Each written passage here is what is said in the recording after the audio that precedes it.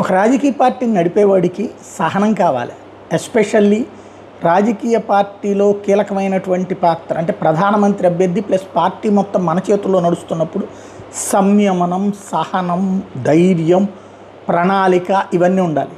ఇవన్నీ లోపించినప్పుడు నోటికొచ్చింది ఏదో ఒకటి వాగి మన వాళ్ళని దెబ్బతీసుకోవడం, అలాగే ప్రజల మనోభావాలు దెబ్బతీసుకోవడం. మెజార్టీ హిందువుల యొక్క మనోభావాలు దెబ్బతీయడంలో రాహుల్ గాంధీ ఎప్పుడు ముందుంటారు. దాని ఫలితంగా కాంగ్రెస్ పార్టీని ఆనాడు జవహర్లాల్ నెహ్రూ తన చేతుల్లోకి తీసుకుంటే ఆ తర్వాతన ఆ కాంగ్రెస్ని గాంధీల చేతుల్లో నుండి విముక్తి చేస్తున్నటువంటి మహానుభావుడిగా చరిత్రకెక్కుతాడేమో రాహుల్ గాంధీ. తను మాట్లాడే మాటల పుణ్యమా అన్నటువంటి కారణంగా హిందువులకి దూరం అవుతూ వస్తూ ఉండటం వల్ల ఇది ఒక ఎత్తు అయితే, అంటే అతని వ్యవహార శైలి కమ్యూనిస్టుల దగ్గర నుంచి వాళ్ళతో కలిసి తిరగడం వల్ల వచ్చిన ట్రైనింగ్ అనుకోవాలో, లేకపోతే కనుక చైనా వాడు నేర్పుడు అనుకోవాలో, లేకపోతే పిట్రోడా నేర్పినటువంటి అంశాలతో అనుకోవాలో, అతని మైండ్ సెట్ అట్లా ఉంది.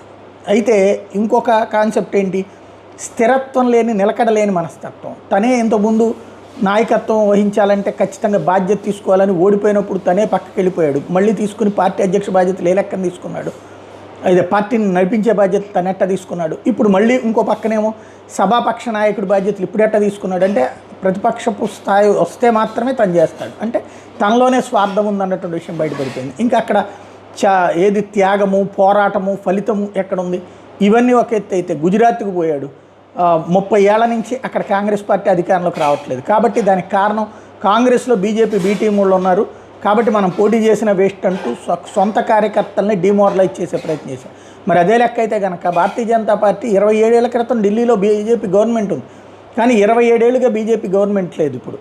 మరి అంత మాత్రాన అక్కడ ఏ క్యాడర్నైనా ఏ కార్యకర్తనైనా నెగిటివ్గా మాట్లాడా అమిత్ షానో, లేకపోతే నడ్డానో, లేకపోతే నరేంద్ర మోడీనో. నేర్చుకోవాల్సింది నాయకత్వంలో ఉన్నప్పుడు మనతో కార్యకర్తలు మమేకమయ్యేలా చూసుకోవడం. అక్కడే లోపిస్తోంది ఈ దగ్గర.